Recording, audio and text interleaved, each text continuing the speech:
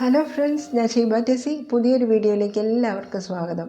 ഇന്ന് ചോറിനൊപ്പം ഒഴിച്ചു കൂട്ടാൻ പറ്റിയ നല്ലൊരു തീയലിൻ്റെ റെസിപ്പി ആയിട്ടാണ് ഞാൻ ഇന്ന് വന്നിട്ടുള്ളത്. അപ്പോൾ ഇത് തയ്യാറാക്കുന്നത് മുരിങ്ങക്കായ കൊണ്ടാണ്. ഏകദേശം ഒരു 4 വലിയ മുരിങ്ങക്കായ ഞാൻ ഇതുപോലെ കഷ്ണങ്ങളാക്കി വെച്ചിട്ടുണ്ട്. ഒരു 10 ചുവന്നുള്ളിയും അതുപോലെ 2 പച്ചമുളകും കുറച്ച് കറിവേപ്പിലയും തയ്യാറാക്കി വെച്ചിട്ടുണ്ട്. ഇനി തീയലിന് പ്രധാനമായിട്ട് വേണ്ടത് തേങ്ങയാണ്. അപ്പോൾ ഇതിലേക്ക് ഞാൻ 1 കപ്പ് തേങ്ങ ഇവിടെ ചിരവി റെഡിയാക്കി വെച്ചിട്ടുണ്ട്. ഇനി അതിലേക്ക് വേണ്ടത് കുറച്ച് പുളിയാണ്. അപ്പോൾ ആ പുളി ഇതുപോലെ ഒരു ചെറിയ നെല്ലിക്ക വലുപ്പത്തിലുള്ള പുളി കുറച്ച് വെള്ളത്തിൽ ഇട്ട് വെച്ചിട്ടുണ്ട്. ഇനി നമുക്ക് ആ തേങ്ങയൊന്ന് വറുത്തെടുക്കാനായിട്ട് ഒരു കടായിലേക്ക് ഇട്ട് കൊടുക്കാം. ഈ വറുത്തെടുക്കുന്നതിന് മുമ്പായിട്ട് തേങ്ങ നമുക്കൊന്ന് മിക്സിയിലിട്ട് ചെറുതായിട്ടൊന്ന് ഗ്രൈൻഡ് ചെയ്താൽ തേങ്ങയുടെ എല്ലാ ഭാഗവും ഒരുപോലെ നന്നായിട്ട് അത് വറുത്ത് കിട്ടും. ഇനി അതിലേക്ക് ഒരു നുള്ള് ഉലുവയും 2 ചുവന്നുള്ളിയും ഒരു പിടി കറിവേപ്പിലയും കൂടെയാണ് തേങ്ങയിലേക്ക് ഇട്ട് കൊടുത്തിട്ടുള്ളത്. ഇനി ഇതെല്ലാം കൂടെ നമുക്ക് മീഡിയം ഫ്ലെയിമിൽ ഇട്ടിട്ട് വേണം ഇത് വറുത്തെടുക്കാൻ.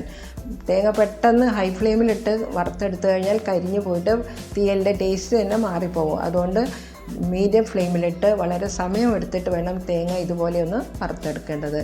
അപ്പോൾ കൈവിടാതെ ഇതുപോലെ ഇളക്കി കൊടുത്തുകൊണ്ടിരിക്കണം. അങ്ങനെ തേങ്ങ നന്നായിട്ട് ഇളം ബ്രൗൺ നിറമായിട്ട് വറുത്ത് വന്നു കഴിഞ്ഞാൽ നമുക്ക് അതിലേക്ക് പൊടികൾ ചേർത്ത് കൊടുക്കാം. ഈ സമയത്ത് ഫ്ലെയിം ഒന്ന് ഓഫാക്കുകയോ ലോ ഫ്ലെയിമിലേക്ക് ആക്കുകയോ ചെയ്യണം. 1 ടീസ്പൂൺ മല്ലിപ്പൊടിയും 1 ടീസ്പൂൺ മുളക് പൊടിയും 1/2 ടീസ്പൂൺ മഞ്ഞൾപ്പൊടിയുമാണ് ഞാനിവിടെ ചേർത്ത് കൊടുത്തിട്ടുള്ളത്.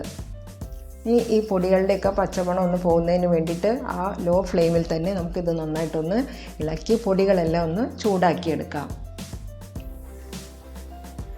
അപ്പോൾ ഇനി പൊടികളെല്ലാം ഇപ്പോൾ നന്നായിട്ട് ചൂടായിട്ട് അതിൻ്റെ പച്ചമണവും എല്ലാം നന്നായിട്ട് പോയിട്ടുണ്ട്.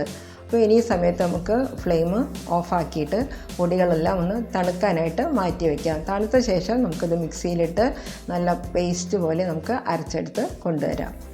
ഇനി ഈ സമയം ഞാനിവിടെ മൺചട്ടിയിലാണ് തീയൽ തയ്യാറാക്കുന്നത്. അതിലേക്ക് ചട്ടി ചൂടായ ശേഷം ഒരു 3 ടേബിൾ സ്പൂൺ എണ്ണ ഒഴിച്ചു കൊടുത്തിട്ടുണ്ട്. എണ്ണ നന്നായി ചൂടായി വരുമ്പോൾ 1/2 ടീസ്പൂൺ കടുക് ഒന്ന് പൊട്ടിച്ചു കൊടുക്കാം. കൂടെ തന്നെ 2-3 വറ്റൽമുളകും കൂടെ അതിലേക്ക് ചേർത്ത് കൊടുക്കാം. അതുപോലെ ഒരു പിടി കറിവേപ്പിലയും കൂടെ ഇട്ട് കൊടുത്ത് എല്ലാം കൂടെ നന്നായിട്ട് വഴറ്റി കൊടുക്കാം. ഇനി അതിലേക്ക് ഞാനൊരു 10 ചുവന്നുള്ളി നേരത്തെ ഞാൻ വൃത്തിയാക്കി കഴുകി വെച്ചതുണ്ടായിരുന്നു, അത് അതിലേക്ക് ഇട്ട് കൊടുക്കുന്നുണ്ട്. ഇനി ആ ചുവന്നുള്ളി അതിലേക്കിട്ട് നമുക്ക് അത് നന്നായിട്ടൊന്ന് വഴറ്റി അതെല്ലാം ഒന്ന് സോഫ്റ്റാക്കി എടുക്കണം. അപ്പോൾ നന്നായിട്ടൊന്ന് ഇളക്കി കൊടുക്കാം. ഇനി ഉള്ളിയെല്ലാം സോഫ്റ്റായി വന്നതിലേക്ക് നമുക്ക് കഴുകി വെച്ചിട്ടുള്ള മുരിങ്ങക്കായുടെ കഷ്ണങ്ങൾ ഇട്ട് കൊടുക്കാം. ഇനി ആ മുരിങ്ങക്കായുടെ കഷ്ണങ്ങളും കൂടെ അതിൽ ആ എണ്ണയിൽ കിടന്ന് നന്നായിട്ടൊന്ന് വഴറ്റി കൊടുക്കണം. അപ്പോൾ മീഡിയം ഫ്ലെയിമിലിട്ട് ഇത് നന്നായിട്ടൊന്ന് വഴറ്റി കൊടുത്ത ശേഷം അതൊന്ന് വെന്ത് സോഫ്റ്റായി വരാൻ വേണ്ടിയിട്ടൊന്ന് മൂടി വയ്ക്കുന്നുണ്ട്. അപ്പോൾ ഇവിടെ മുരിങ്ങക്കായും ഉള്ളിയും എല്ലാം നന്നായിട്ടൊന്ന് വഴന്ന് ചെറുതായിട്ടൊന്ന് വെന്ത് അതുപോലെ ആ എണ്ണയിൽ കിടന്നിട്ട് നല്ല ഒരു പരുവത്തിലേക്ക് വന്നിട്ടുണ്ട്. നല്ലപോലെ ഇടയ്ക്കിടയ്ക്ക് ഒന്ന് ഇളക്കി കൊടുത്തുകൊണ്ടേ ഇരിക്കണം. ഇനി നമുക്ക് ഇതിലേക്ക് നമ്മൾ തയ്യാറാക്കി വെച്ച പുളിവെള്ളത്തിൻ്റെ പകുതി മാത്രമേ ഞാൻ ഇതിലേക്ക് ഒഴിച്ചു കൊടുക്കുന്നുള്ളൂ. ഇനി 2 പച്ചമുളകും കൂടെ അതിലേക്ക് അരിഞ്ഞിട്ട് കൊടുത്ത് നന്നായിട്ടൊന്ന് വെന്ത് വരാൻ വേണ്ടി മൂടി വയ്ക്കാം. ഈ സമയം കൊണ്ട് നമ്മൾ വറുത്ത് വെച്ചിരിക്കുന്ന ആ തേങ്ങ നമുക്ക് അതിലേക്ക് അരച്ചെടുക്കാൻ നോക്കാം.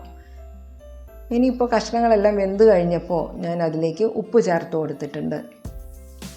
ഉപ്പ് ചേർത്ത് കൊടുത്തതിന് ശേഷം ഒന്ന് ഇളക്കി പിന്നെ നമ്മൾ അരച്ച് കൊണ്ടുവന്നിട്ടുള്ള ആ തേങ്ങാക്കൂട്ട് അതിലേക്ക് ഇട്ട് കൊടുക്കാം. അധികം വെള്ളം ചേർക്കാതെ നല്ല പേസ്റ്റായിട്ട് വേണം അരച്ച് കൊണ്ടുവരാൻ.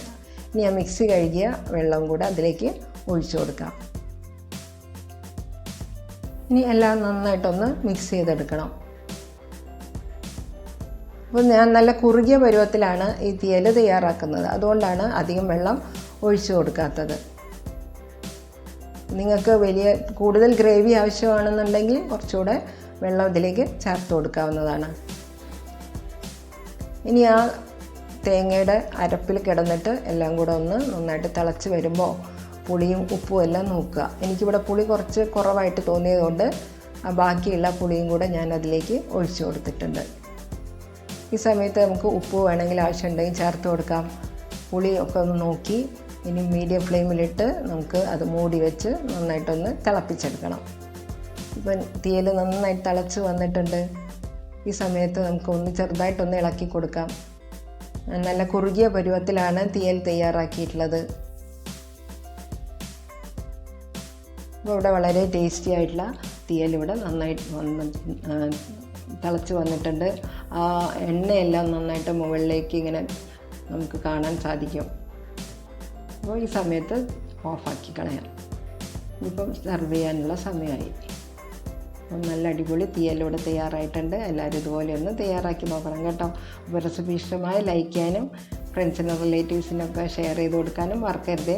പുതിയ ഫ്രണ്ട്സ് ആരെയും കാണുന്നുണ്ടെങ്കിലും സബ്സ്ക്രൈബ് ചെയ്ത് സപ്പോർട്ട് ചെയ്യണം. Thank you for watching.